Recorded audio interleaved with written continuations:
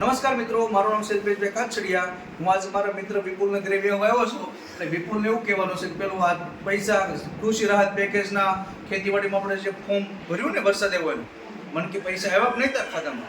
આપણે એને પૂછી કઈ રીતનું છે, પૈસા એને નથી આવ્યા પૂછતો હજી મારે અહીંયા આવી ગયા છે તો કીધું કન્ફર્મ કરો કે કઈ રીતે તારા ખાતામાં આવી ગયા. મેં અમુક લઈ આવ્યા નથી. તો બધા જ મિત્રોને અલ્પેશભાઈની વિનંતી છે કે તમે લોકો જ્યારે કૃષિ રાહત પેકેજના પૈસા ભર્યા ને આપણે ગામડે ફોર્મ, જે વરસાદનું કારણે ખેતીવાડીમાં નુકસાન થયું અને સરકારના જે ફોર્મ ભર્યા ને તમે બધા, એના માટેનું ફોર્મ આવે જે તમે બધા ગામમાં ભર્યું છે, 100 રૂપિયા લીધા છે, 50 રૂપિયા લીધા છે, જેને ફોર્મ ભર્યા છે એને, તો કોઈ વેમમાં ન રહેતા કે મેં ફોર્મ ભરી દીધું તો પૈસા આવશે. અલ્પેશભાઈને પણ નહોતા આવ્યા. અલ્પેશભાઈ હું કામ કર્યું પૈસા આવી ગયા, તમને ન ખબર હું કહું છું.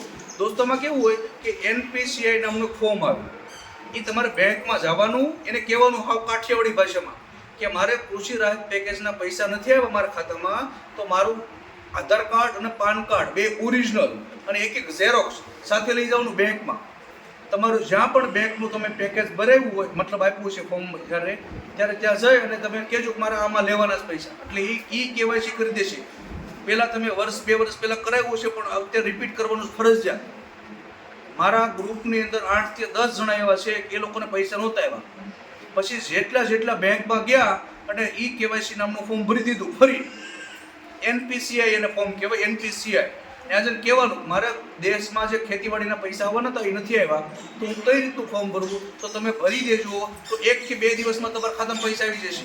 બાકી તમે અત્યારે વાટે ઘણા લોકોને એમ છે કે આપણે પૈસા ફોર્મ તો ભરી દીધું છે તો 2 કે 3 મહિના પૈસા આવી છે. ના બધા પૈસા આવવા મળ્યા છે. અલ્પેશભાઈ ખુદ આવી ગયા છે. ઘણી વાર કેવું થાય, તમારે કેટલા વીઘા જમીન છે એના ઉપર ડિપેન્ડ નથી.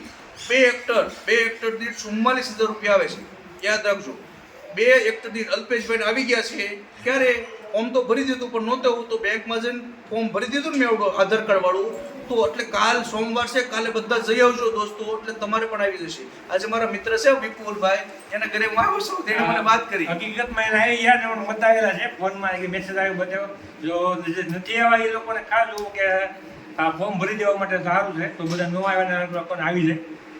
ફોર્મની વાટે પાસે ન રહેતા કે આપણે દેહમાં ફોર્મ ભરી દીધું છે પૈસા આવશે.